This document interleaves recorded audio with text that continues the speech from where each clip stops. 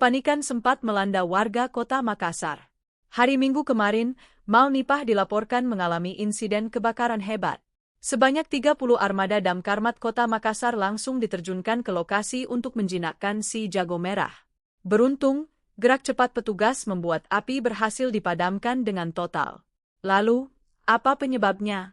Kepala Dinas Damkarmat Makassar, Fadli Wellang, menduga kuat bahwa api berasal dari korsleting listrik pada instalasi lampu neon box. Meski begitu, penyelidikan lebih lanjut masih terus dilakukan.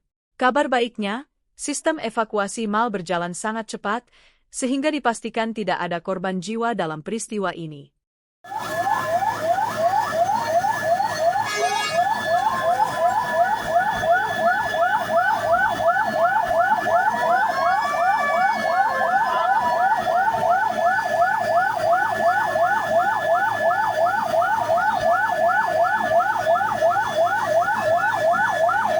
Kencang api nih.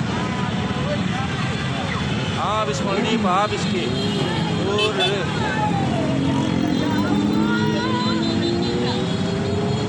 Habis besar api nih. Udah sampai di luar terbakar ya. Kak, kebakaran di Mall Nipah, Kak, segera Kak. Kebakaran di Mall Nipah.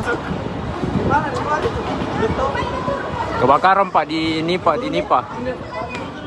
Di lantai atas Nipah. Kebakaran ini Pak.